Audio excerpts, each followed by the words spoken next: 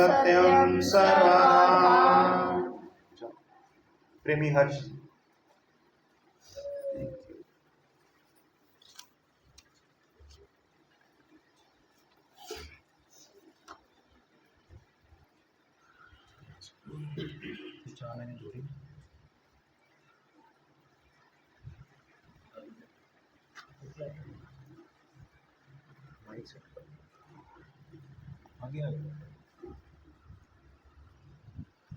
ओम ब्रह्म सत्यम सर्वाधार। एक साहेब की प्रीत कर, दूजा भाव त्याग,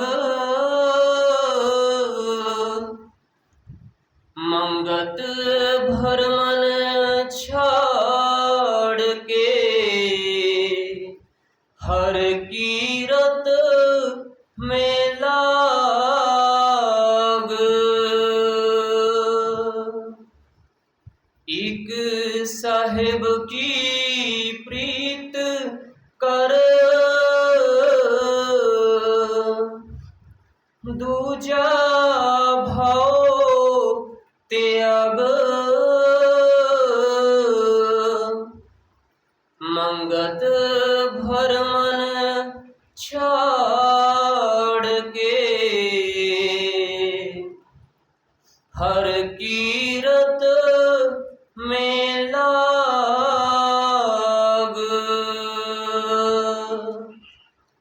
साचा साहेब सब विपत निवारी,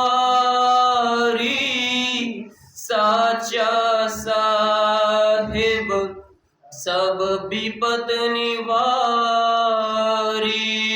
साचा साहेब सब विपत निवारी, साचा साहेब सब विपत निवारी। तिस दाते दर हो भिखारी, तिस दाते दर हो भिखारी। देश दाते दर हो भिखारी, देश दाते दर हो भिखारी। अत ही में है माँ अपरम अपार, अत ही में है माँ अपरम अपार। अति महिमा परम अपार, अति महिमा परम अपार। साचा ठाकर हृदय विचार, साचा ठाकर हृदय विचार। साचा ठाकर हृदय विचार, साचा ठाकर हृदय विचार। पल में नाना खेल खिलाई, पल में नाना खेल खिलाई। पल में नाना खेल खिलाई, पल में नाना खेल खिलाई। प्रभु दाते की सुन प्रभुताई, प्रभु दाते की सुन प्रभुताई। प्रभु दाते की सुन प्रभुताई, प्रभु दाते की सुन प्रभुताई। बिंद से की ना पिंड आकार बिंद से कीना पिंड आकार बिंद से कीना पिंड आकार बिंद से कीना पिंड आकार नाना रंग रचा संसार नाना रंग रचा संसार नाना रंग रचा संसार नाना रंग रचा संसार बाजीधर आप रहे अलोप खेले बाजी अधिक अनूप रात दिवस की चौसर धारी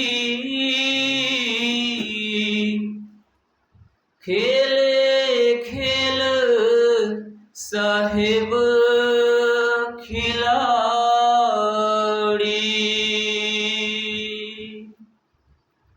सिद्ध मुनि जुग जुग कर ध्याए तीस दाते का पार नहीं पाए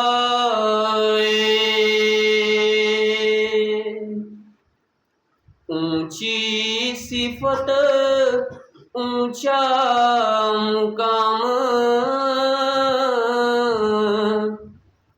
प्रभ दाते का ऊंचा धाम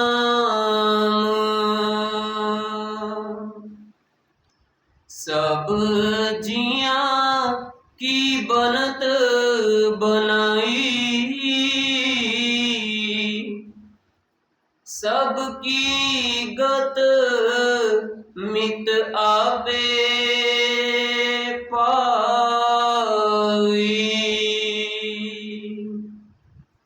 आपे दाना गुनी अपार अतुल शकत वडी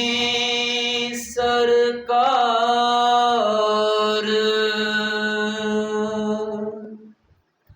सागर जल अथार रचाई नदियां नीर असगह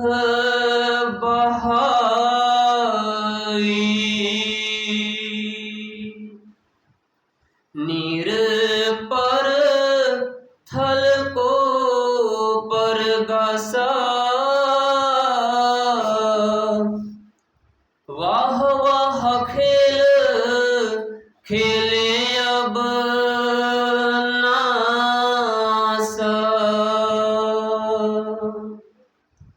बिन हिकमत के खेल बनाई कोई तदबीर लेख नहीं पाई गुणी ज्ञानी बड़े सियाने चक्कर देख के भय हैराने तेरी करनी तू जाने आप साचा साहेब तेरा तेरा परताप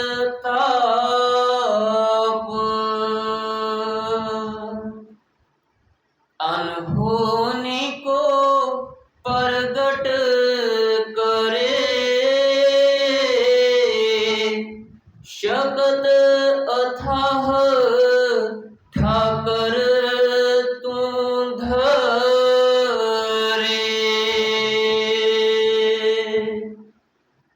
सब ही जंत एक सूत परोई, तू अपरम अपार अलेप रहोई।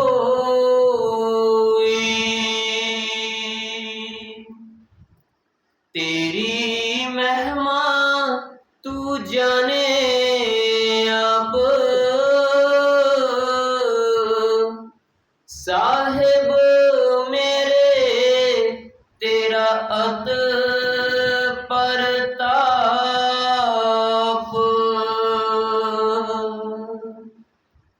ना कुछ जाना ना जानन योग, एको साहिब तू उस्तत योग।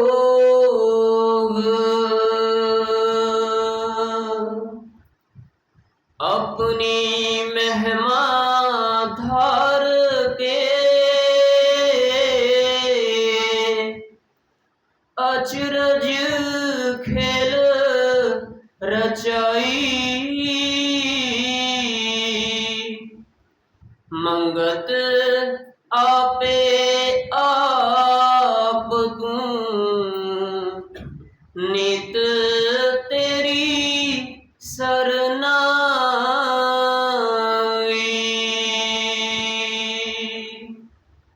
अपनी महिमा धार के अचरज खेल रचाई, मंगत आपे आप तू नित तेरी सरनाई।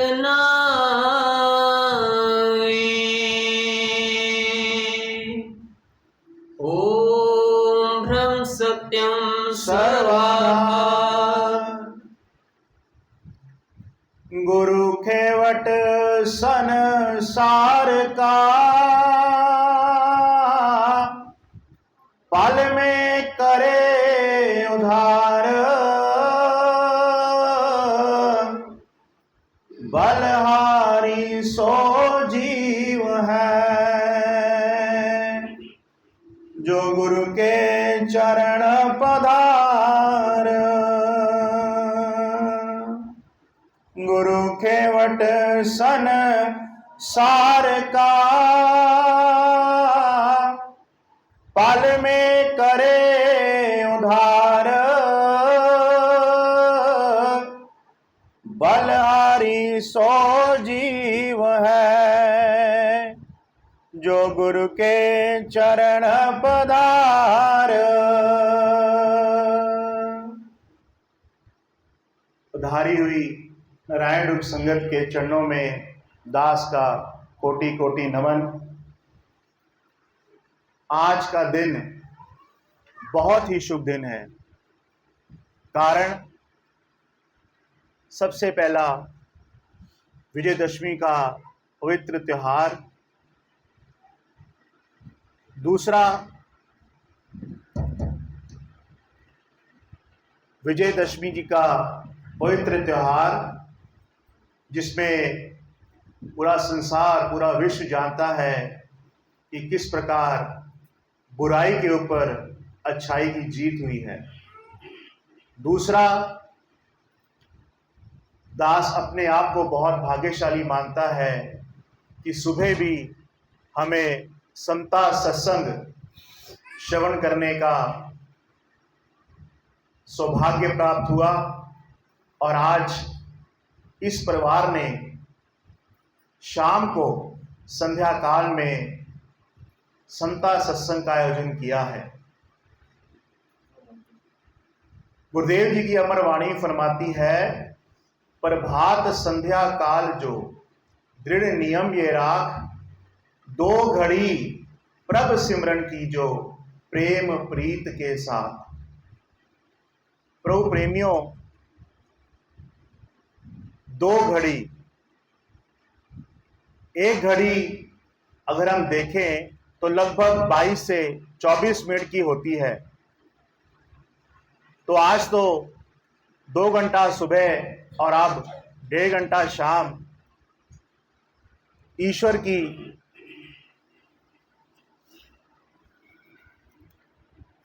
दो घंटा सुबह और 1.5 घंटा शाम को हमें ईश्वर की वाणी को और वचनों को सुनने का सौभाग्य प्राप्त हो रहा है। अभी हम सबने ईश्वर महिमा का शब्द जो पढ़ा गया उसको श्रवण किया। गुरुदेव दोहे में फरमाते हैं, अपनी महिमा धार के अचरज खेल रचाई, मंगत आपे आप तू, नित तेरी शरणाई। उस ईश्वर की क्या अद्भुत लीला है। लगभग 6 महीने पहले अगर मैं अपनी बात करूं, प्रेमी वरुण जी से बात हो रही थी, उनकी बहन विधि की शादी तय हुई। परिवार के साथ आना हुआ। प्रेमी जी यानी कि उनके माता पिता जी ने कहा कि सबसे पहले हम गुरुदेव का धन्यवाद करेंगे, घर में संता सत्संग का आयोजन होगा। बहुत अच्छी बात, महाराज जी का आशीर्वाद उन्होंने प्राप्त किया। तत्पश्चात उन्हीं के ही परम मित्र, हमारे सबके प्रिय प्रेमी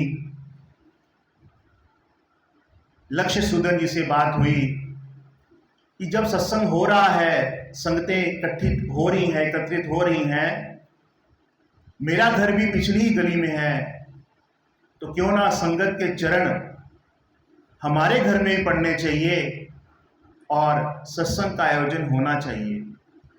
बहुत ही सुंदर विचार और एकदम सही प्रेमियों ने कहा जरूर करेंगे। और देखिए आज हम इस प्रकार यहाँ विराजमान हैं। तो प्रेमियों, किसने सोचा था कि आज 2 अक्टूबर को 4 बजे हम यहाँ पर इस समता सत्संग में विराजमान होंगे? क्या कोई बता सकता है? कोई नहीं बता सकता। ये उस विधि का विधान है, उस परम पिता परमेश्वर की आज्ञा से। महाराज जी ने फरमाया है, उस परम पिता परमेश्वर की आज्ञा से एक पत्ता भी नहीं हिल सकता। विचार करिए, आसपास सुभाषगढ़ में कितने जंगल हैं, कितने पेड़ हैं।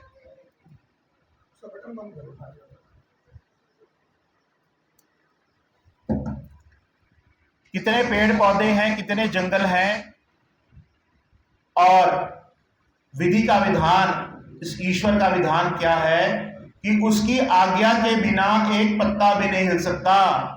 तो प्रभु प्रेमियों, ईश्वर ने, शायद हमें लग रहा होगा कि आदरणीय अनीता शर्मा जी ने हमें फोन किया, हम यहाँ पर आए हैं उनके कहने पे, या लक्ष्य जी ने फोन किया होगा, हमारे पड़ोसी ने फोन किया होगा, हम आए हैं उनके कहने पर। वो केवल एक माध्यम बने हैं। उनको प्रेरणा हुई अपने घर में सत्संग करवाने की। किसने की? उस ईश्वर ने की।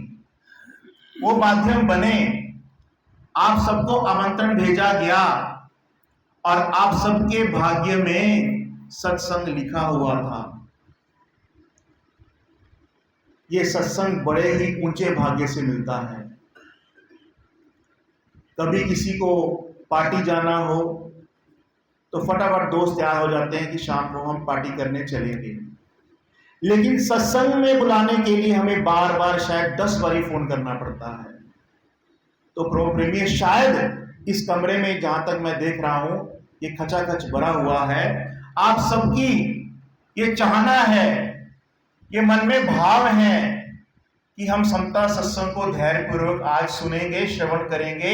सद्गुरुदेव महात्मा मंगत राम जी महाराज, जो इस वर्तमान काल के योगीराज हुए, महापुरुष हुए, सत्पुरुष हुए, उनकी शायद कोई ऐसी बात हमारे मन में धर कर जाए और हमारा जीवन बदल जाए। इसी कारण आप विनम्रता पूर्वक आपने निमंत्रण को स्वीकार किया और आज आप यहाँ समय पर और समय से पहले इस घर में विराजमान हुए हैं, इस घर की शोभा बढ़ाई है, संगत के चरण पड़े हैं, आपने आशीर्वाद इस परिवार को दिया है। तो प्रभु प्रेमियों, उस ईश्वर की कृपा जानी, उसकी आज्ञा के बिना आप यहाँ नहीं आ सकते। तो बड़ा ही भाग्यशाली आज का दिन है। तो आज की बात भी हम ऐसी करेंगे जो कि शायद हमने सुनी तो बहुत बार हो, सत्संग की महिमा। सत्संग असलियत में है क्या? सत्संग बहुत हो रहे हैं, सुने जा रहे हैं, सुनाए जा रहे हैं, लाखों की भीड़ आ रही है, जा रही है, लेकिन फर्क क्यों नहीं पड़ रहा? परिवर्तन जब तक ना हो, बच्चा अगर स्कूल में 1 साल पढ़ता रहता है, मार्क्स 0 आए, कम आए, फेल हो जाए, हम क्या कहेंगे? स्कूल खराब है जी, टीचर खराब है जी, या फिर अंत में हमारा बच्चा ही नालायक है। लेकिन बच्चे पे अपने पे बाद में जाते हैं, पहले स्कूल वालों को दोष देते हैं। इसी प्रकार जब इतने सत्संग होने के बावजूद संसार में, व्यक्तिगत जीवन में फर्क नहीं पड़ रहा, कलयुग अपनी चरम सीमा की ओर बढ़ता ही जा रहा है, तो हमें पता कैसे लगेगा कि क्या हम, शायद ये तो नहीं कि हम किसी गलत स्कूल में जा रहे हों, किसी गलत सत्संग में जा रहे हों।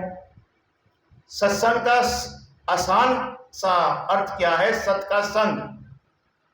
कहीं हम सत का संग करने की बजाय कुसंग तो नहीं कर रहे।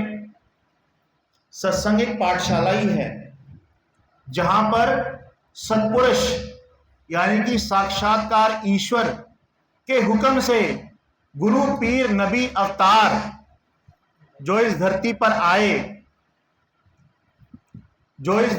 आए, उनकी आज्ञा के अनुसार ही और जीवन के कल्याण हेतु, संसार के कल्याण हेतु उन्होंने वाणी और वचन फरमाए ईश्वर के हुक्म से। तो एक ऐसा स्कूल, ऐसी पाठशाला, सच्चा सत्संग वही है। तो इसलिए हमें अपना जीवन निरीक्षण करना है कि हमारे जीवन में बदलाव आया नहीं आया। रिजल्ट ही बताएगा। अगर बदलाव आ रहा है तो फिर तो हम अच्छे गुरु की तलाश में जा रहे हैं, अच्छा का संग कर रहे हैं। हमारा बच्चा अगर अच्छे रिजल्ट ला रहा है तो हम कहेंगे स्कूल बहुत अच्छा है जी, परफॉर्मेंस बहुत अच्छी आ रही है हमारे बच्चे की, टीचर बहुत अच्छा पढ़ाने वाला है। लेकिन अगर हमारे घरों में क्लेश खत्म नहीं हो रहा, समाज में नीचता बढ़ती जा रही है, जीवन का उत्थान नहीं हो रहा, तो शायद प्रेमियों कुछ तो गड़बड़ है। यही गड़बड़ को समझने के लिए सत्पुरुषों ने समझाया कि असली सत्संग क्या है। आज का विषय सत्संग की महिमा के ऊपर ही है और इसको हम ध्यानपूर्वक श्रवण करेंगे। तो सबसे पहले गुरुदेव की अमरवाणी का गायन होगा और उसके ऊपर सत्संग की महिमा के ऊपर सत्विचार रखे जाएंगे। तो सबसे पहले मैं आदरणीय प्रेमी प्रशांत जी से निवेदन करूंगा कि वो आए और सत्वाणी का गायन करें। ओम ब्रह्म सत्यम सर्वदा।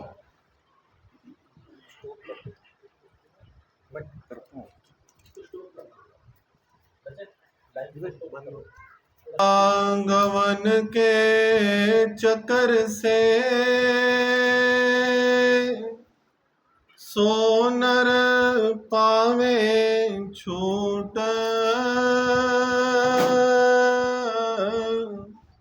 मंगत मिल सत संग में, जो नाम अमीरस लूट। आवागमन के चक्कर से सोनर पावे छूट, मंगत मिल सतसंग में, जो नाम अमीरस लूट। बुद्धयो जल मन शांत निवासे, सतबाणी हृदय परगासे,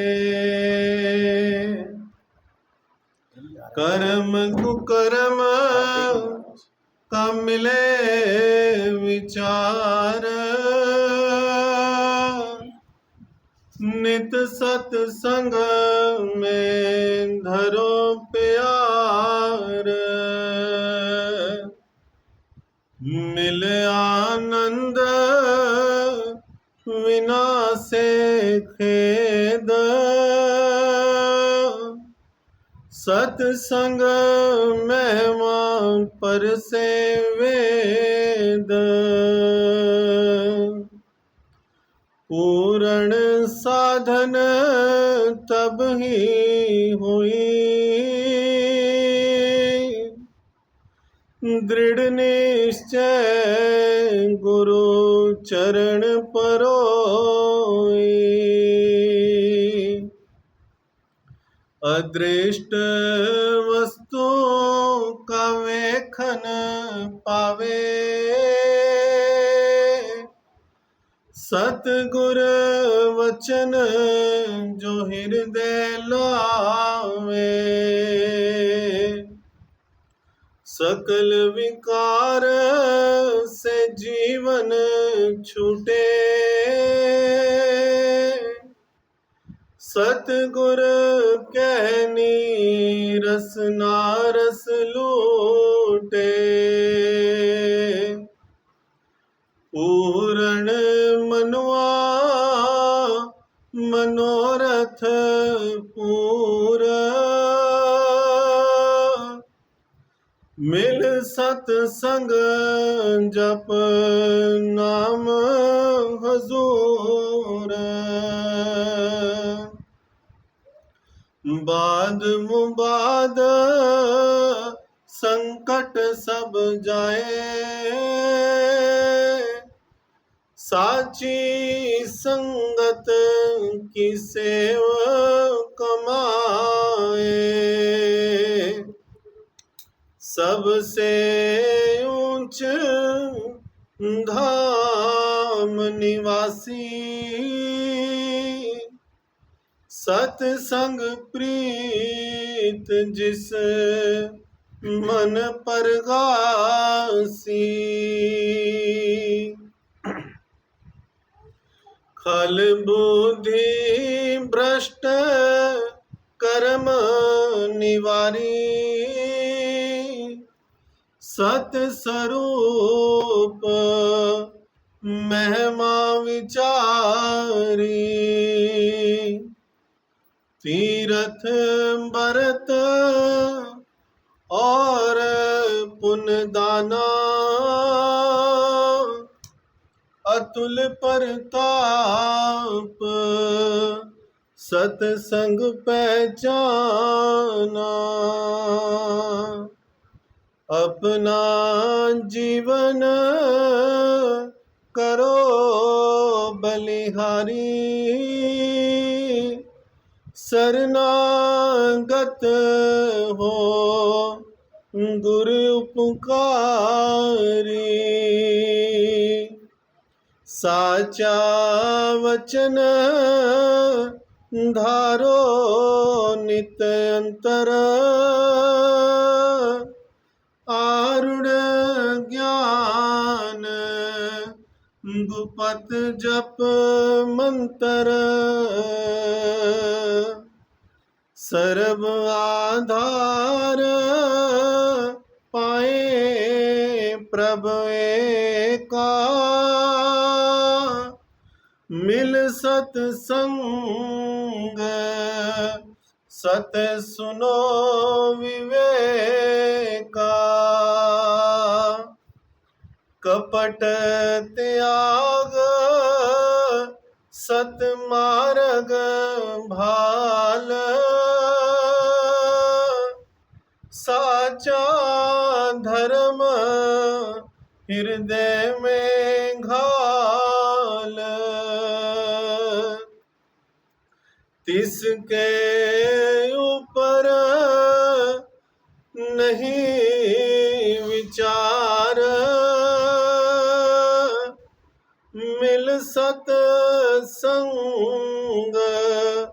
पावे उधार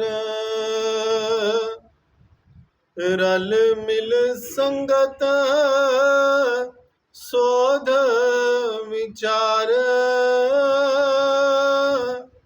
साची करनी हृदय में धार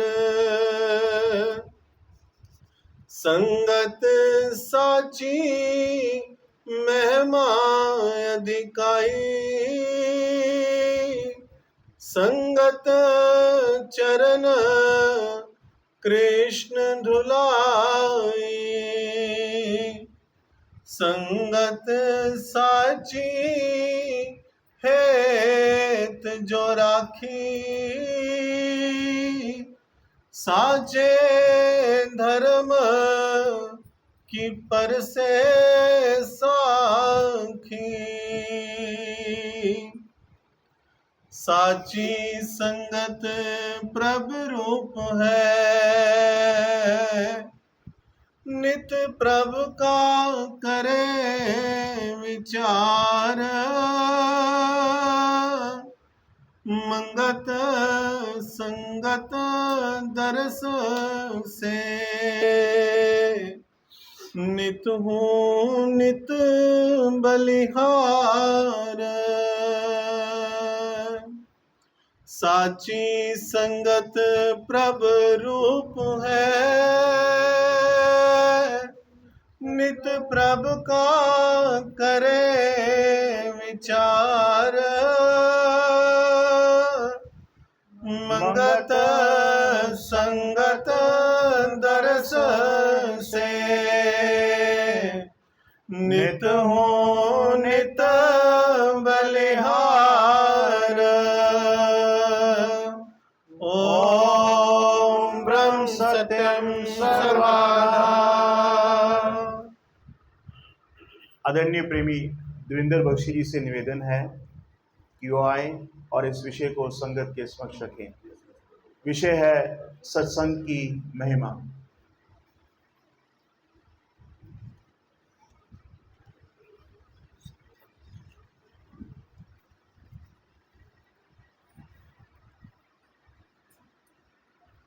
ओम ब्रह्म सत्यम सर्वाधार।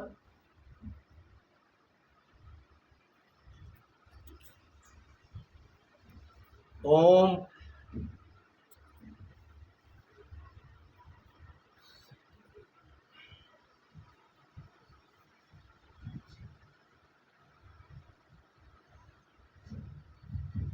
ओम ब्रह्म सत्यम सर्वाधार।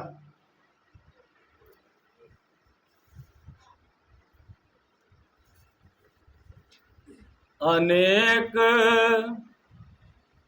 जन्म का भरमता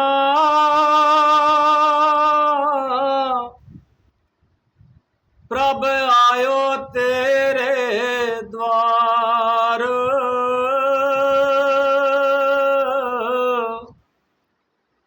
मंगत की विपदा हरो तू पूरन कृपाधार,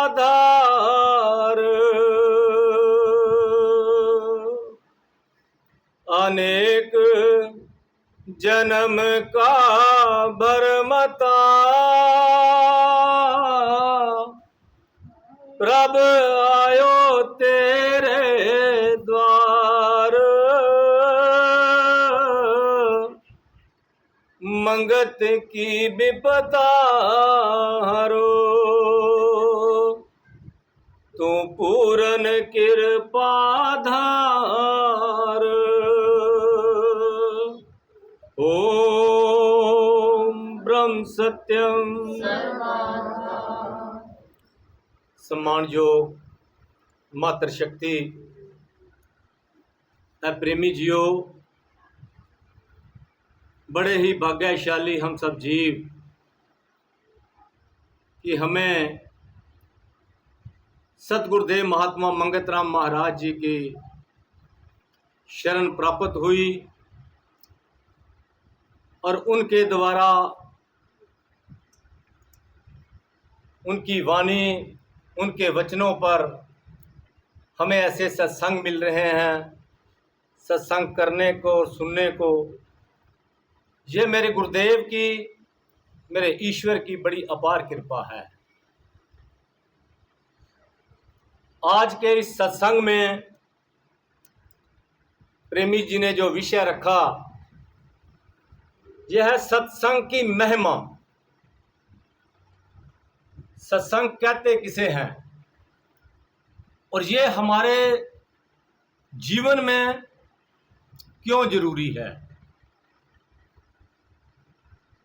अगर हम सनातन धर्म की बात करें या किसी भी धर्म की बात करें, हमारे शास्त्र यही कहते हैं कि जब तक आप किसी का सत्य का संग नहीं करते, तब तक आपका जीवन जो है वो बिल्कुल अधूरा है।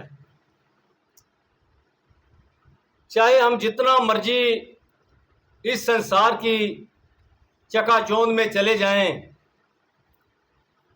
बड़ी बड़ी अच्छी नौकरियां कर लें, पैसा कमा लें, कोठियां बना लें, बड़ी बड़ी गाड़ियां ले लें, लेकिन सतपुरुष कहते हैं ये तेरी सारी चीजें यही रह जाएंगी। एक भी इसमें से अगर कोई चीज है वो कोई नहीं जाएगी। अगर कोई तेरे साथ कोई चीज जानी है तो वो है उस प्रभु का सिमरन, उस प्रभु का नाम। और उस प्रभु का नाम कैसे लेना है, मैंने भक्ति कैसे करनी है, ये सारी चीजें, वैसे तो हम भक्ति कर रहे हैं, हम रोज सुबह उठते हैं, नहाते धोते हैं, पाठ पूजा अपने घर में जो पूजा घर बना होता है, मंदिर में भी जाते हैं, बड़ी बड़ी यात्राएं भी करते हैं। लेकिन सतपुरुष कहते हैं कि तू इतना अपना टाइम वेस्ट कर दिया यात्रा करते करते, इतना पैसा तूने बर्बाद कर दिया इन यात्राओं के ऊपर, लेकिन क्या तेरे मन के अंदर शांति आई है? ये हमने अपना निरीक्षण करना है। सतपुरुष कहते हैं कि अगर तेरे को शांति आई है तो अपने आप को बड़ा भाग्यशाली समझ। वैसे तो आ नहीं सकती, क्योंकि जितनी भी यात्राएं हैं, जितने भी हम कहीं मंदिरों में जाते हैं तो हमारे को क्या, सिर्फ एक हमने मनोरंजन का साधन बनाया हुआ है, घूमने फिरने का साधन बनाया हुआ है। सतपुरुष कहते हैं असली शांति तेरे को, शांति के बारे में असली तेरे को इस सत्संग में ही पता चलेगा। जब तू सत्य का संग करेगा, जब ऐसे सत्पुरुषों की वाणी हमारे सामने हो, ऐसे विचार हमारे सामने हो, तो हमारा जीवन ना बदले, ऐसा हो नहीं सकता। इसलिए महाराज जी कह रहे हैं, महाराज जी जब ऐसे सत्संग किया करते थे तो अक्सर कहते थे विचार करो। तो प्रेमी ने एक विचार कर दिया कि महाराज जी अगर यात्रा नहीं करनी, किसी जगह पे हम नहीं जाएं, पहाड़ों में गुफाओं में ना जाएं, तो फिर ये असली सत्संग क्या है जो इस जन्म में भी हमारे को फायदा दे और अगले जब हमारा मृत्यु को मैं प्राप्त हूं तो वो भी चीज मेरे साथ चले जाए, वो भी जरा बता दो आप। असली सत्संग है क्या? महाराज जी क्या कह रहे हैं? महाराज जी कह रहे हैं समता का विचार ही असली सत्संग है। ये जो आज हम यहां बैठे हैं, ये जो विचार हो रहा है, यही असली सत्संग है। अगर यहां पे बड़ी बड़ी मालाएं जो डाल के गले में बड़े बड़े स्टेज लगा देते और बड़े बड़े यहां पे बाजा बजंतर होते, तो यहां पे क्या होना था?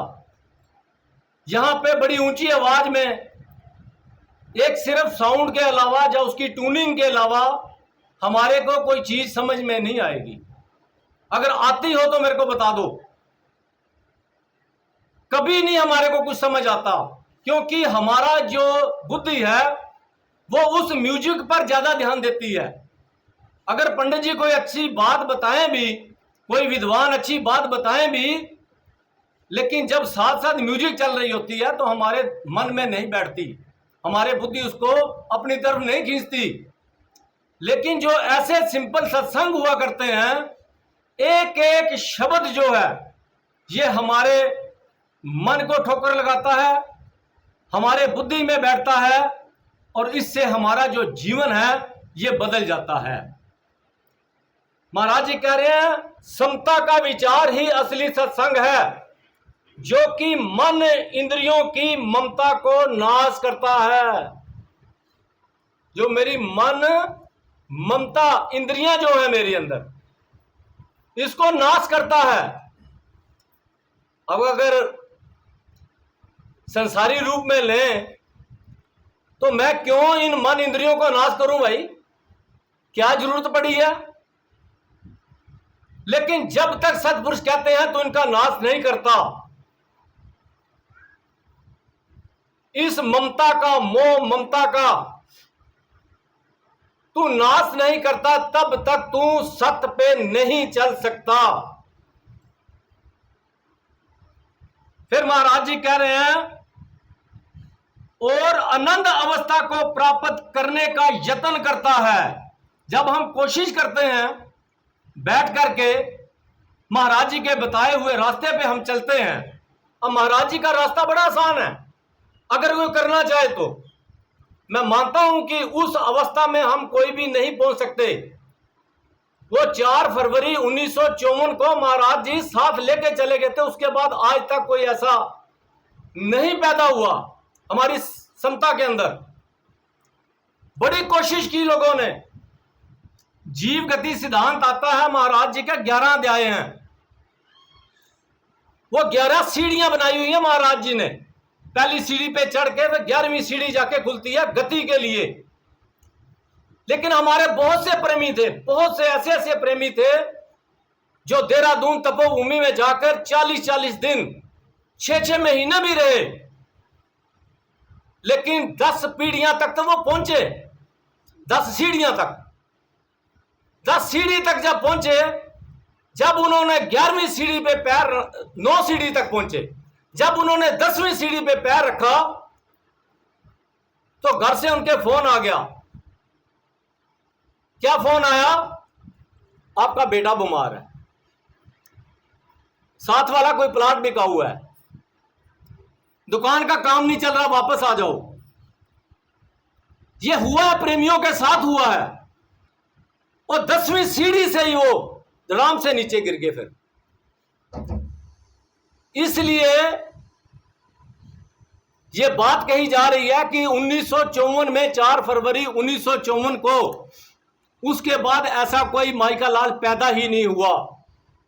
संगत समतावाद के अंदर जो उस स्थिति को पाले, लेकिन हां, कोशिश करके महाराज जी ने बड़ा अच्छा नियम बताया हुआ कि सुबह शाम उठते बैठते सोते जागते इस महामंत्र का उच्चारण कर ले।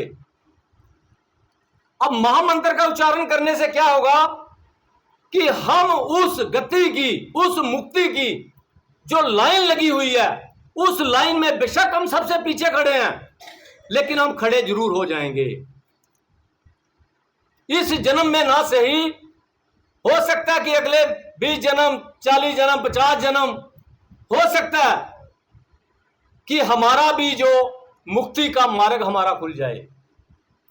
इसलिए ये समता सत्संग किए जाते हैं। इसीलिए यहां पे कोई मनोरंजन का साधन नहीं है,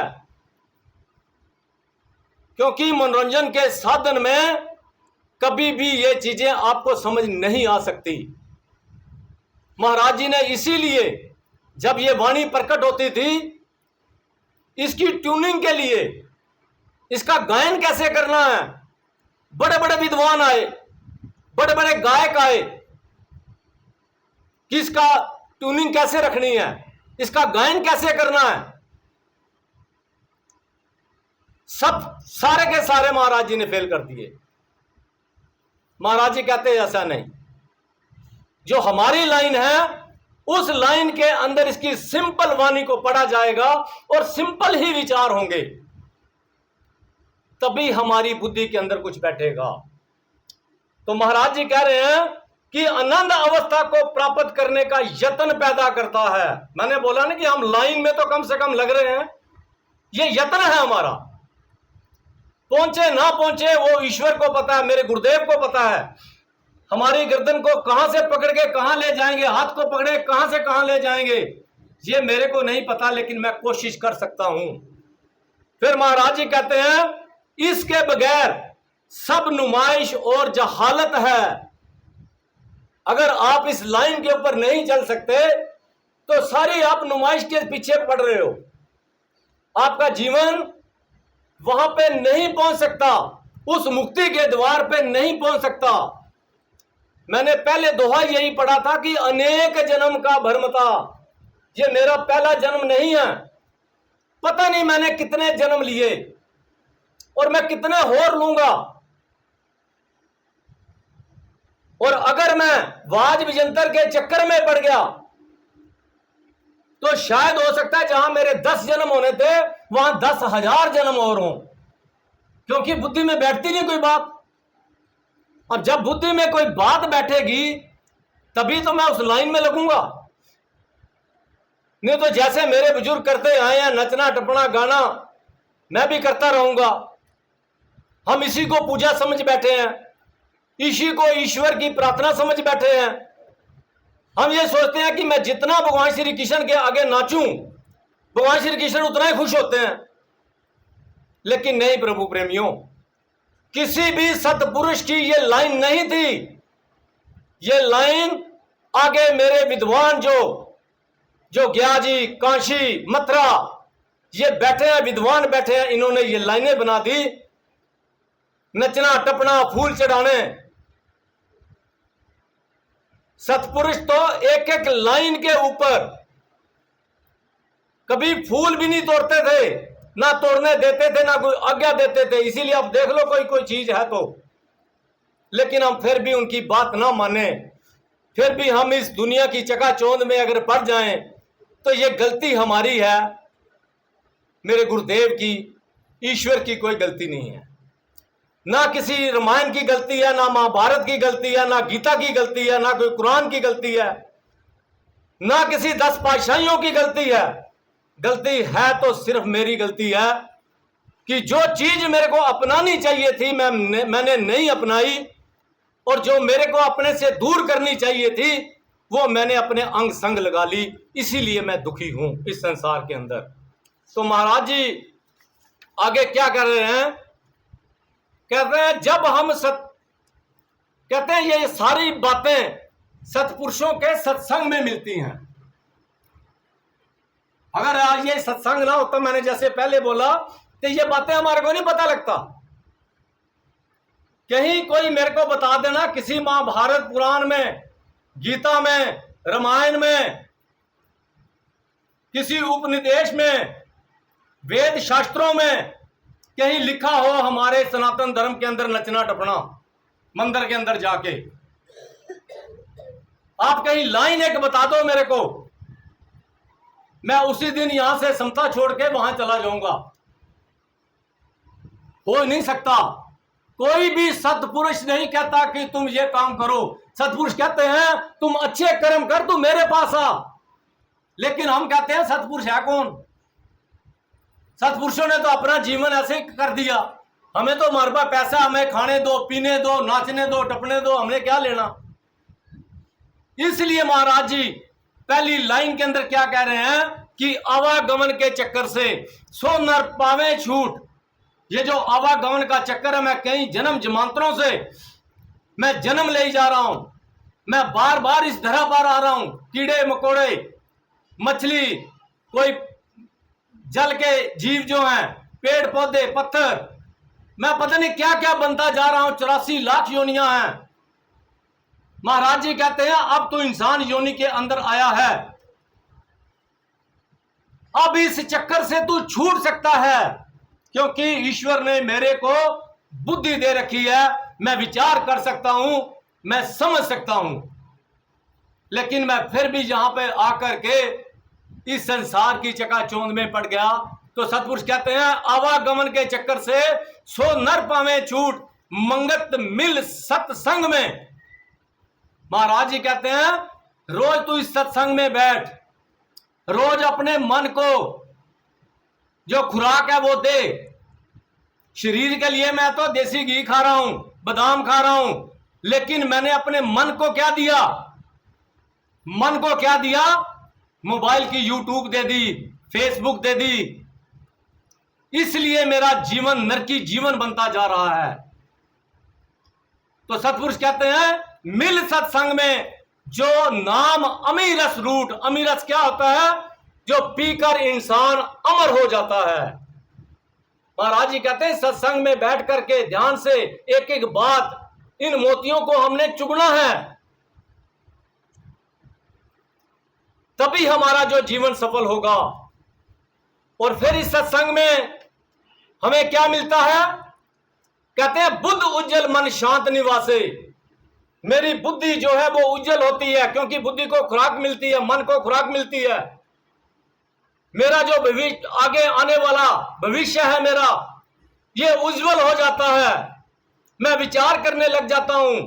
जो भी प्रेमी जी ने बताया, सुबह शाम मैं सिमरन करने लग जाता हूं। ये सारी बातें सत्संग में मिलती हैं, ये कहीं और आपको नहीं मिलने वाली। कहते हैं बुद्ध उज्जवल मन शांत निवासे, सत वाणी हृदय पर गासे। इस हृदय के अंदर वो वाणी बैठती है। वो जब हृदय के अंदर जाती है, बुद्धि उस पर विचार करती है, और मेरा जो जीवन है ये बदलना शुरू हो जाता है। फिर कहते हैं कर्म कुकर्म का मिले विचार। हम हर रोज, हर वक्त, हर दिन, हर सेकंड, हर पल हम कर्म कर रहे हैं। यहां पे जो सत्संग में बैठे हैं ये हमारा सत्कर्मों में गिना जाता है। लेकिन यहां थोड़ी देर बाद उठ के हम जब घर जाएंगे, कहीं हमारा ध्यान और हो जाएगा, कुछ और हम संसारी बातें करने लग जाएंगे, किसी की निंदा करेंगे, किसी की चुगली करेंगे। वो क्या है? वो मेरे मलिन कर्म है। तो सतपुरुष कहते हैं तू ज्यादा टाइम जो है इस सत्संग में दे। कहते हैं कर्म कुकर्म का मिले विचार, नित्य सत्संग में धरो प्यार। महाराज जी ने यह नहीं कहा कि साल 2 साल में आए सत्संग में बैठे, बड़े आराम से सत्संग सुना, सुनने के बाद इधर से सुना, इधर से लक्ष्य के घर में छोड़ के चले गए। ये साथ लेके जाने हैं शब्द। जब तक हमें ये साथ नहीं लेके जाएंगे हमारा जीवन नहीं बदलेगा। फिर महाराज जी कह रहे हैं मिल आनंद विनाशे खेद। मेरे को आनंद आना शुरू हो जाता है। महाराज जी का जीव गति सिद्धांत है, उसके अंदर 7 से लेके 9 तक यही अध्याय हैं। आनंद कैसे प्राप्त करना है, उस आनंद को रोकना कैसे है। लेकिन हम आनंद किसको समझ रहे हैं? आज हम मंदिर में गए, बड़ी अच्छी मंडली थी, बहुत अच्छा उन्होंने गायन किया, हम उसी को आनंद समझ रहे हैं। लेकिन सतपुरुष कहते हैं मिल आनंद विनाशे के सत्संग महिमा परसे वेद। जितने भी हमारे वेद शास्त्र हैं ये सारे क्या हैं? ये सत्संग की महिमा बता रहे हैं। लेकिन हमने उस सत्संग की महिमा को ना सुन करके, ना अपना करके हम उसको दूसरी तरफ ले जाते हैं, जिससे हमारा जो जीवन है ये नरकी की तरफ जा रहा है। और ये जो आवागमन का चक्कर है मैं इससे छूट नहीं पा रहा हूं, क्योंकि कहते हैं बिन सत्संग विवेक ना होई, राम कृपा बिन सुलभ ना सोई।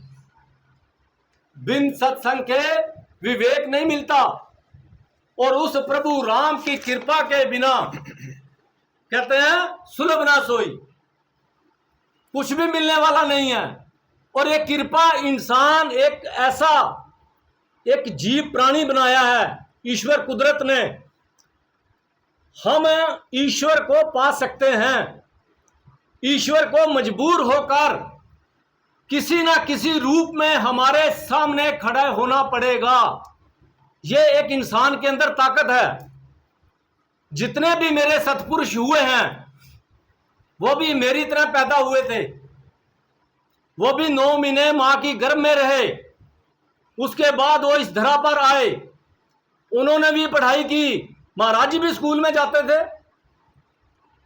लेकिन उन्होंने अध्यात्म मार्ग की जो पढ़ाई की बस उसमें सफल हो गए। और हम अध्यात्म मार्ग की पढ़ाई में सफल नहीं हुए, चाहे संसारी पढ़ाई हम PhD कर ले, डॉक्टर बन जाए, वकील बन जाए, कुछ भी बन जाए, मेरा जीवन अध्यात्म मार्ग का सफल नहीं हुआ। इसलिए सतपुरुष कहते हैं कि जब भी सत्संग में आते हो बड़े ध्यान से बैठ करके सत्संग सुनना चाहिए, क्योंकि सत्संग में 4 प्रकार के प्राणी आते हैं, ये सतपुरुषों ने बताया है। गुरु नानक देव जी ने तो बड़े गहराई से बताया है, उन्होंने बड़ी अच्छी पंजाबी में बड़े अच्छे शब्द यूज किए हैं, कोई ओंधे, कोई चूंगे, कोई कैसे, क्योंकि सत्संग में आके ज़्यादा नींद आने लग जाती है। अगर ढोलकी बाजा हो तो नींद नहीं आएगी। तो गुरु नानक देव जी ने बड़ी अच्छी चीज़ें बताई हैं, लेकिन हमारे पास टाइम नहीं है सुनने का। तो इसलिए महाराज जी कहते हैं कि 4 प्रकार के जीव आते हैं सत्संग में। पहला कौन सा है? कहते हैं जो सत्संग में आए और उन्हें यह नहीं पता कि आज के सत्संग का विचार क्या है। मैं इतनी गला फाड़ रहा हूं, ऊंची आवाज में बोल रहा हूं, लेकिन फिर भी सत्संग जब खत्म होगा आपस में बात करके देख लेना, कोई ऐसा कहेगा पता ही नहीं क्या बोला। ऐसे प्राणी आते हैं सत्संगों के अंदर, कहते हैं कि उनको यह नहीं पता होता विचार क्या था, वाणी क्या थी, शब्द कौन सा था, पर बैठे सुने और अपना चले गए। गहराई से नहीं सुनते ना, क्योंकि ध्यान हमारा कहां पे है? घर में है, हमारे बाल बच्चों में है, कोई और संसारिक कामों के अंदर हमारा ध्यान है। इसलिए सत्पुरुषों ने कहा है। फिर दूसरे प्रकार के प्राणी जो हैं, कहते हैं सत्संग में आते हैं, उनका ध्यान भी सत्संग में नहीं होता, वो इधर उधर देख रहे होते हैं सत्संग में आया कौन है कौन नहीं, मेरा पड़ोसी आया कि नहीं, मैं कोई टाइम वेस्ट तो नहीं कर रहा, मैंने कोई गलती तो नहीं कर दी सत्संग में आकर के। कुछ ऐसे भी प्राणी सत्संग में आते हैं। फिर महाराज जी कहते हैं कि तीसरे प्रकार का जो प्राणी आते हैं, जो दिन में पूरा दिन दुकान करते हैं, हमारे राजू जैसे दुकान छोड़ के यहां बैठे हुए हैं, कुछ ऐसे भी प्राणी हैं पूरा दिन व्यापार करते हैं। जब भी उनको कहीं टाइम मिलता है, पता लगता है कि कहीं सतपुरुष का सत्संग हो रहा है, वहां वो पहुंच ही जाएंगे, चाहे वो कैसे भी पहुंचे। दुकान में चाहे ताला लगाना पड़े, चाहे किसी नौकर को छोड़ना पड़े, चाहे कैसे भी है, वो बैठेंगे और विचारों को सुनेंगे। अब जो चौथे प्रकार के हैं वो क्या करते हैं, सत्संग में आकर वाणी सुनते हैं, विचार को सुनते हैं, यहां से शब्दों को चुन चुन के लेके जाते हैं। मैंने बोला ना, इन शब्दों को चुनना चाहिए। ये बड़े गहरे शब्द हैं, वो चुनते हैं। चुन करके जब घर में जाते हैं, जब वो सिमरन में बैठते हैं, तब उस पर विचार करते हैं, अपना निरीक्षण करते हैं कि जो आज प्रेमी जी ने सतगुरुदेव महात्मा मंगत राम महाराज जी की वाणी के अनुसार जो बात बताई है, क्या मैं उस बात पर खरा उतर रहा हूं कि नहीं। अगर मैं उतर रहा हूं तो बड़ी अच्छी बात है, अगर मैं नहीं उतर रहा तो मैं क्यों नहीं उतर रहा, कमी कहां पे आ रही है, उस पर वो जी विचार करते हैं। इसलिए महाराज जी ने 4 प्रकार का ये सत्संग बताया है। महाराज जी कहते हैं इस सत्संग में बैठ करके अपना निरीक्षण करना चाहिए। जब 1 साल पहले इस सुभाषगढ़ के अंदर कहीं सत्संग आपने सुना हो, या 1 महीने पहले सुना हो, क्या मेरे अंदर कुछ बदलाव आया है? जब मैं वैसे ही सुन के वहीं झाड़ के सब कुछ आ गया था। सतपुरुष कहते हैं कि तू ऐसा तो नहीं कि तू उस बैल गाड़ी वाले की तरह हो। एक मैं दृष्टांत के माध्यम से आपको समझाता हूं। हमारा जीवन भी सबका ऐसा ही है। पहले जमाने में आपने देखा होगा, ये ट्रैक्टर वगैरह नहीं होते थे, रेड़े होते थे, आगे बैल लगे होते थे। एक आदमी क्या करता है, वो रोज मंडी जाता है, मंडी से अपना सामान ढोता था, अपना गुजारा करता था और पूरा दिन काम करता, नींद भी उसकी पूरी ना होनी। उसने क्या किया कि अपने रेड़े को लिया, बैल आगे लगाया, लगा के उसकी जो नथ होती है वो खूंटे के साथ ऐसे बांध दी, उसको हक दिया, बैल चलना शुरू कर दिया। वो बैल चलता रहा और वो पीछे रेड़े के पीछे सो गया, ऐसे ही बस लेट गया और उसकी आंख लग गई, सो गया। जब 2-4 किलोमीटर आगे गया तो एक पीछे ट्रक वाला आया, उसने बहुत से हॉर्न लगाए भाई ये रेड़ा पीछे हो जाए, लेकिन रेड़े वाला तो तब पीछे होगा जब आदमी जागता हो। वो अपना मस्त सो रहा था। ट्रक वाले ने कहा इसको, उसको मुखौल थोड़ा सूझा, ट्रक वाले में अपना ट्रक साइड में लगाया, उस रेड़े को क्या किया, बैल की नथ पकड़ी और जिधर से वो रेड़ा आ रहा था दोबारा उधर ही कर दिया उसने। अब बैल है, जिधर उसको मोड़ोगे उधर चला जाएगा। वो रेड़ा ऐसे ही चलता गया, जहां से वो स्टार्ट किया था वहीं जाके खड़ा हो गया। जब सुबह वो वहां पहुंचा, उसकी नींद खुली, उसके मालिक की रेड़े के ऊपर से नींद खुली, उसने देखा रेड़ा तो वहीं पे है। तो कहीं प्रभु प्रेमियों का हम भी उस बैल गाड़ी वाले की तरह तो नहीं है कि 1 साल जहां पहले हम खड़े थे, क्या हम वहीं पर तो नहीं खड़े? जब हमारे अंदर थोड़ा सा कहीं इस सत्संग के माध्यम से कहीं बदलाव आया है, जब हमने अपने सत्पुरुषों को कहीं ना कहीं तो महत्व दिया है कि नहीं दिया, जब ऐसे ही आए बैठे सुने और अपना चल दिए, तो सत्पुरुष कहते हैं इस पर भी हमें विचार की जरूरत है, विचार करना चाहिए। फिर महाराज जी अगली वाणी में क्या कह रहे हैं, कहते हैं कि अदृष्ट वस्तु का वेखन पावे, सतगुरु वचन जो हृदय लावे। अब महाराज जी की अगर वाणी के ऊपर हम ध्यान देंगे तो महाराज जी कहते हैं जो तेरे अंदर एक वस्तु है, वो ऐसे की चीज नहीं है कि कोई ऑपरेशन से उसको निकाल लिया जाए या कहीं उसको अलग करके रख दिया जाए। वो अदृष्ट वस्तु है। वो वस्तु क्या है? किसी ने उसको ज्योत स्वरूप कहा है, जिसे हम मन कह देते हैं। किसी ने शब्द स्वरूप कहा है। कहते हैं जब तू इस पर विचार करेगा, दिन रात तू महा मंत्र का उच्चारण करेगा, तो अदृश्य वस्तु वेखन में आए। वो तेरी मन की अंदर की जो आंखें हैं वो तेरी उसको देखना शुरू कर देंगी। जिस प्रकार से मेरे महाराज जी गुरुदेव महात्मा मंगत राम महाराज जी 1 सेकंड के अंदर वो बैठते थे, आंखें बंद करते थे, उनकी तार जो है ईश्वर के साथ जुड़ जाती थी। वो भी हमारी तरह शरीरी अवस्था में ऐसे ही थे, लेकिन क्या था, उन्होंने वो अदृश्य वस्तु जो है अंदर वो देखी थी। भगत बनारसी दास जी ने कहा, महाराज जी थोड़ा सा अगर मेरे को भी दे दोगे तो आपका क्या घट जाएगा। वो अदृश्य वस्तु ये कोई देने की चीज नहीं होती, ये महसूस करने की चीज होती है। ये महसूस हम तभी कर पाएंगे जब हम उस परम पिता परमात्मा का, उस ईश्वर का नाम इस जुबान पर दिन रात सुबह और शाम चलते फिरते हम उसका नाम अपनी जुबान पर रखेंगे, और तभी वो शब्द जो है वो हमारे अंदर जाएगा। तभी वो अदृश्य वस्तु जो है, जो मेरे उस अदृश्य वस्तु के आगे मेरे काम, क्रोध, लोभ, मोह, अहंकार के जो पर्दे पड़े हुए हैं वो तभी साफ होंगे। उसको साफ करने का सिर्फ एक ही तरीका है, इस महामंत्र का। जितनी बार हम इस महामंत्र का उच्चारण करेंगे वो एक एक पर्दा वो साफ होता जाएगा। और जो एक दिन ऐसा होगा कि अंदर जो मेरे दीपक जल रहा है, जो मेरे अंदर शब्द है, वो उसको मैं देख सकूंगा। तो महाराज जी कह रहे हैं, अदृश्य वस्तु का वेखन पाए, सतगुरु वचन जो हृदय लावे।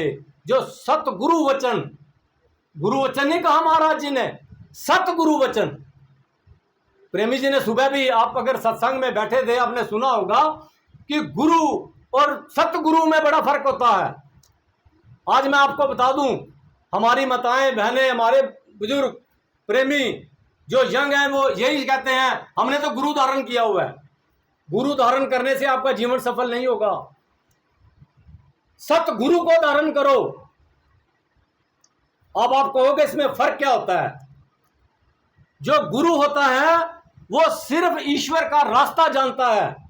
वो हम जितने प्रेमी बैठे हैं, माताएं बैठे हैं, ये भी बता सकते हैं, इस ग्रंथ को पढ़ो, महामंत्र जैसे मैं बता रहा हूं अभी, हम बता सकते हैं ये गुरु का काम है। और जो सतगुरु होता है, उन्होंने खुद ईश्वर को पहले पाया होता है, वो सतगुरु होता है। लेकिन हम क्या करते हैं, गुरु तो धारण कर लेते हैं, फिर कहते हैं हमारे पे गुरु महाराज कृपा नहीं हो रही। कृपा कहां से होगी जब गुरु धारण करने से पहले आपने कभी देखा, गुरु का निरीक्षण किया, आपने कभी विचार किया कि मेरा गुरुदेव करता क्या है, मेरा गुरुदेव खाता क्या है, मेरा गुरुदेव पीता क्या है, कितनी बैठक है उसकी।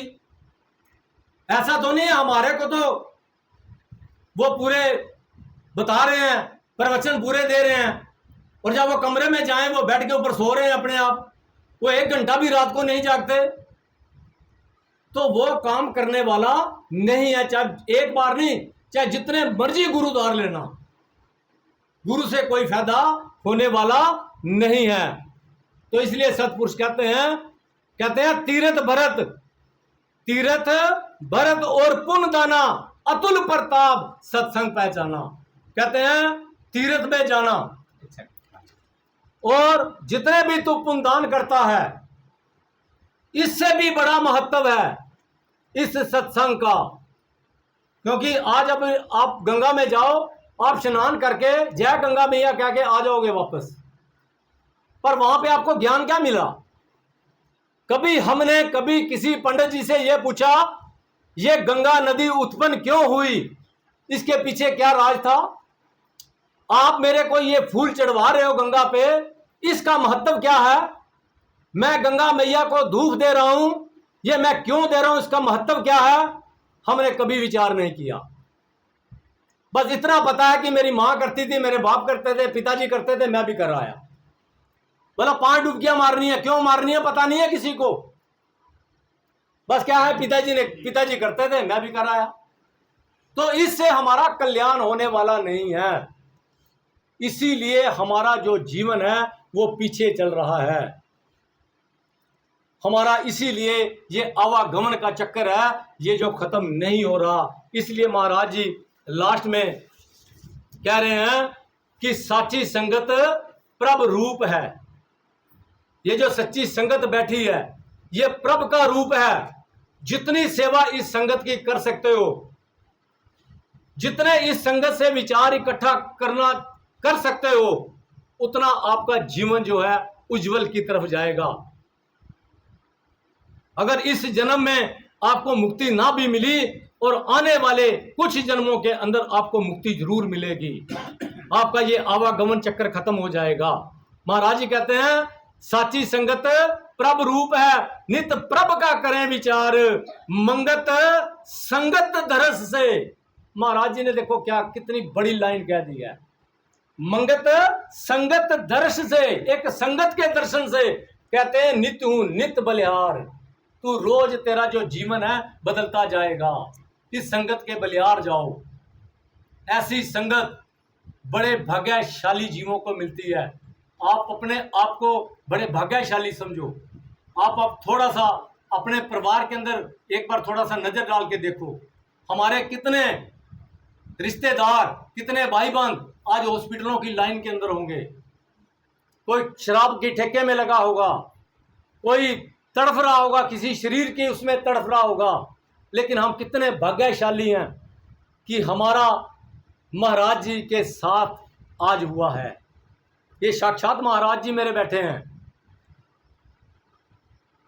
और ये हम अपने आप को बड़ा भाग्यशाली समझे कि महाराज जी के दर्शन हुए हैं और इस परिवार के अंदर महाराज जी खुद आकर के यहाँ विराजमान हुए हैं।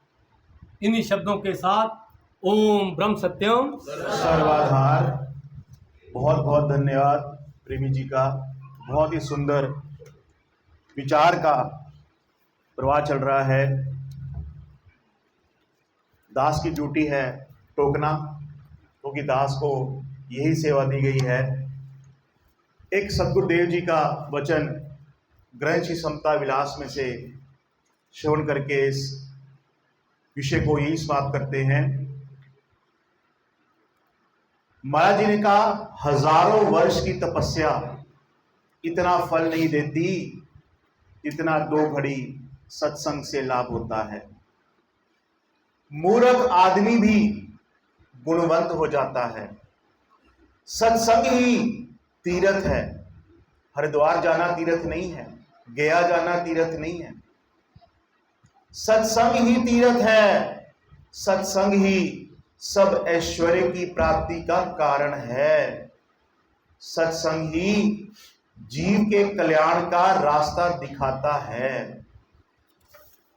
वह मनुष्य नहीं बल्कि पशु से भी बदतर है जो सत्संग से प्रेम नहीं रखता। दुनिया में जितने भी वाद विवाद पैदा हो रहे हैं सत्संग के ना होने से हो रहे हैं, क्योंकि हर एक व्यक्ति अपनी कल्याण का रास्ता भूलकर एक दूसरे से वैरवदी यानी ईर्ष्या द्वेष में आ गया है। सत्संग का यथार्थ स्वरूप समझना चाहिए। वैसे तो हर जगह सत्संग होता ही है, मगर अशांति बढ़ती जाती है। इसका कारण यह है कि हर एक आदमी सत्संग की आड़ में स्वार्थ का धर्म पालन कर रहा है। हम सब ने अपने पेट साथ लगा लिए हैं। ये धंधा बन गया है, बिजनेस बन गया है। दास ने पिछले हफ्ते अखबार में पढ़ा, हिंदुस्तान में धर्म के नाम का जो बिजनेस एम्पायर है 45 लाख हजार करोड़ का है। इतना पैसा जनरेट होता है सरकार को धर्म का, इतना बहुत धर्म के नाम पे। और महाराज जी ने क्या कहा, पहला नियम ही सादगी होना चाहिए। कोई मत्था नहीं टेकना, कोई आने वाले को पैसे नहीं देने, कोई जाने वाले को पैसे नहीं देने, कोई किराया नहीं देना, कोई पर्ची नहीं कटवानी। जो श्रद्धा है सबसे पहले गुरु के वचनों में श्रद्धा बांटे। तो ये है असली सत्संग। इसी कारण फर्क क्यों नहीं हो रहा, गुरुदेव ने साफ स्पष्ट, फकीर जो होते हैं फक्कड़ होते हैं, किसी का उनको डर नहीं होता सिवाय ईश्वर के। ईश्वर के हुक्म से ये वाणी आई। 13 अप्रैल 1948 को ये ग्रंथ जिल्द बंद होकर सिद्धखंड मसूरी में आ गया था। गुरुदेव ने हस्ताक्षर किए, तत्पश्चात फिर आज्ञा हुई इसको और आसान भाषा में लिखा जाए। ग्रंथ श्री समता विलास प्रकट हुआ। गुरुदेव वचन हाथ से लिखते, प्रेमी नोट करते और गलत की जिल्द बंद होती। ये दो ग्रंथ ही भगवान राम है, भगवान कृष्ण है, 33 करोड़ देवी देवता इसमें मौजूद हैं। हमें बार बार बता रहे हैं कि सही क्या और गलत क्या है। लेकिन अब ये ग्रंथ तो हमने घर में रख लिए, उसको खोलेगा पढ़ेगा कौन भाई? उसके लिए तो कहते हैं ना, स्कूल में फीस भर तो दी, बच्चा स्कूल ना जाए, ठीक है, और हम कहें कि रिजल्ट हमारा बच्चा अव्वल आना चाहिए, तो प्रेमियों खुद विचार करें। महापुरुषों ने अपना काम कर दिया है, रास्ता दिखा दिया है। बड़े ऊंचे भाग ऐसे परिवारों के हैं, हमें ऐसे परिवारों को दंडवत प्रणाम करना चाहिए जिनको सच्चा रहबर मिला हुआ है और वो ऐसे ज्ञान यज्ञ करवा रहे हैं। क्यों करवा रहे हैं? ताकि आस पड़ोस, मेरे दोस्त, मेरे मित्र, मेरे सहपाठी भी, जिसका मुझे फायदा हुआ, मेरे दोस्तों को भी पता लगे। जो चीज होती है, मैं कहता हूं ना कि 4 दोस्तों को पता लगे। तो ऐसे सदगुरु की वाणी और वचन हमें सुनने को मिल रहे हैं इन सत्संगों के द्वारा। तो प्रभु प्रेमियों, ऐसे रहबर के आज दरबार में हम सब आए हैं और जरूर ये बात अवश्य ग्रहण करके जाएं। प्रेमी जी ने बताया ना, 10वां द्वार बड़ी ऊंची अवस्था है। अगर पाखंड से भी बच जाए ना, पाखंड इतना का बाजार इतना गर्म है कि इंसान को पता ही लग रहा कि सही क्या है गलत क्या है। क्यों नहीं पता लग रहा? क्योंकि सच्चा गुरु ही नहीं मिल रहा। पहले सदगुरु, गुरु सच्चा होना चाहिए। महाराज जी ने बताया पहले कोशिश तो, पहले मेरे मन में आना चाहिए यार वाकई मुझे वो चीज चाहिए, मुझे को सही रास्ता बताने वाला चाहिए। पहले फुरना तो पैदा हो। महाराज जी कहते हैं पहले फुरना पैदा होगा, अपने आप सॉल्यूशन आ जाएगा। पहले फुरना पैदा हो, फुरना पैदा हो गया, सत्संग आयोजन हो गया, गुरु भी सच्चे मिल गए, रास्ता भी बता दिया। अब कहते हैं रोटी भी बन गई, आटा भी गूंद लिया, सब्जी भी बन गई, थाली परोस के आ गई। अब तो भाई खाना तो हमको ही है। तो प्रभु प्रेमियों, दास के ऊपर ये आज्ञा हुई थी कि सेवा को, इस सत्संग को निभाए। दास भी बड़ा ही भाग्यशाली है जो इस परिवार से जुड़ा हुआ है।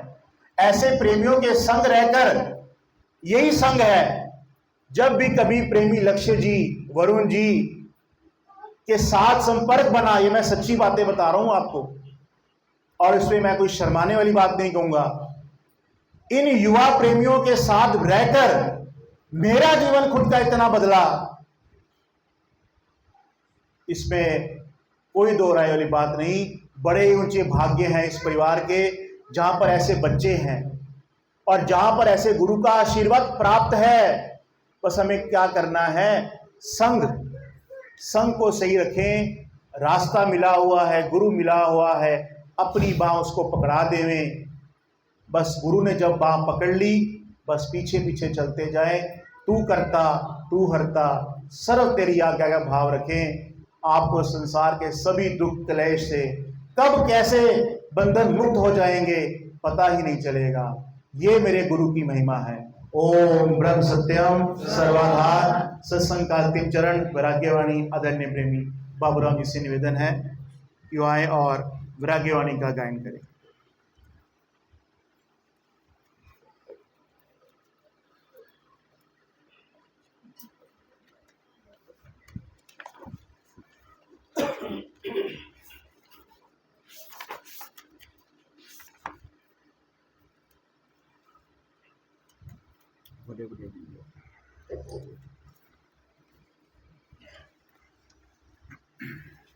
ओम ब्रह्म सत्यम सर्वाधार। बड़े बड़े भूमि के मालिक और जिनके बड़ परिवार,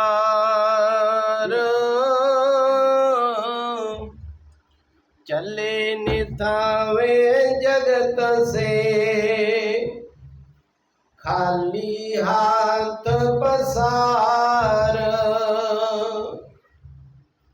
रोता आया जगत में अंधमत जीव अनजान अंत को रोता जात है ना कोई पूछ पहचान पर हक को नित खावना जोर जुलम कमाए राजे राणे जगत के बांधे जमपुर जाए झूठ देही के भोग में क्यों गुनिया ललचाए ना थिरता इस भोग की ना दे थिरी रहाए दे रूपी बीवान है कर्म का तिसमें झाड़ फल की आशा रख के मोहया जीव गवार जतन करे बहु भांत के तो भी शांत न होए जो घाले भूमि कोटगढ़ विजय की मणि परोए कूड़े इस संग्राम में सबने पाई घात काल दगा दे मारसी कोई ना छूटन पाता जब लग सच प्रतीत नहीं मन नहीं पर से ठोर गालन सभी दुख सारे है हीरे 84 घोर 4 दिना दादी बना अंत मिले बिच छार लाख करोड़ी संपत तजे और राज दरबार 4 दिना दादी बना अंत मिले बिच छार लाख करोड़ी संपत तजे और राज दरबार सुपना जैसे रात का ऐसे जगदा खेला मंगत घाले नाम जो पाए परम सुख में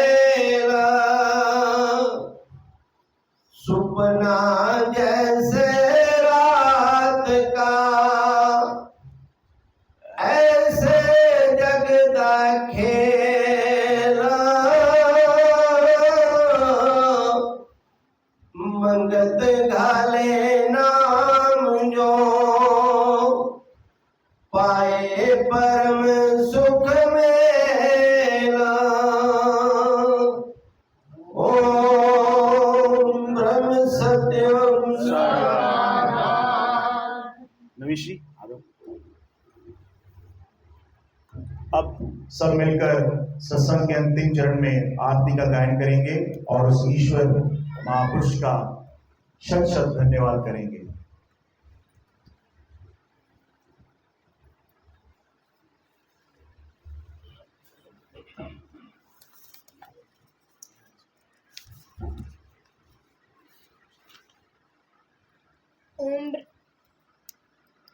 ओम ब्रह्म सत्यम सर्वाधार तुम पार ब्रह्म परमेश्वर तेन काल रक्षपाल नेत पाओ शरणागति सद चरण कवल दयाल तो नित पतित उद्धार पूरन प्रभ जगदीश मोह माया संकट हरो दीजो ज्ञान संदेश नित ही तेरे चरण की मन में रहे परित तू दाता दातार है और गौतम सुखरीत पवन पानी में संतर धरती और आकाश सब को सिरजनहार तुम आदि पुरख अविनाश घट घट व्यापक तुम परमेश्वर सर्व जियाधार अनमत कुकर को राख ले कृपा निध करतार काल करम जाए दूषणा काल बुद्धि हरो ज्ञान सत श्रद्धा पाओ चरण की अखंड प्रेम चित ध्यान दीनानाथ दयाल तू पल पल होत सहाय कीरत साचे नाम के मन तन आए समाए अंतर का सब भेद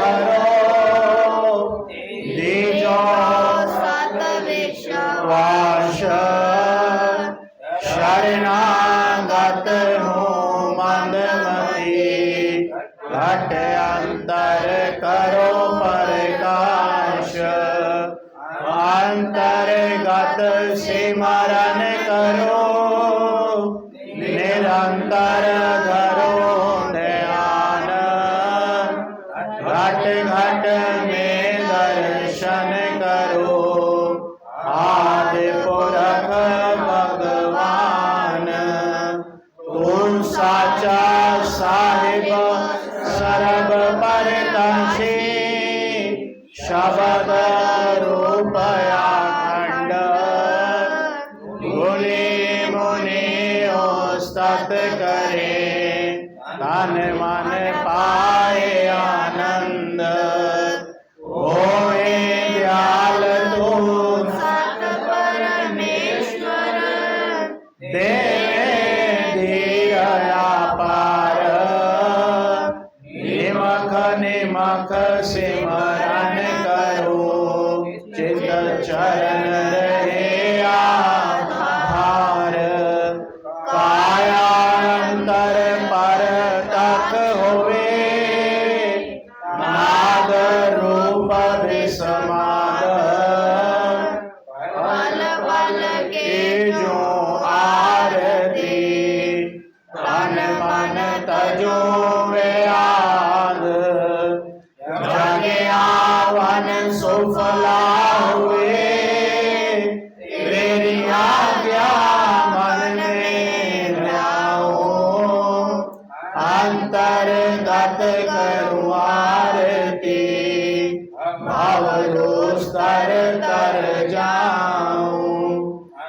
अंधमत मूढ़ा नित प्रति तेरे चरणी करे पुकार मंगत मांगे देना का सत धर्म सुख सार अंधमत मूढ़ा नित प्रति तेरे चरणी करे पुकार मंगत मांगे दीनता सत धर्म सुख सार समता धर्म हृदय से लेख ममता होवे नाश सात स्वरूप परमात्मा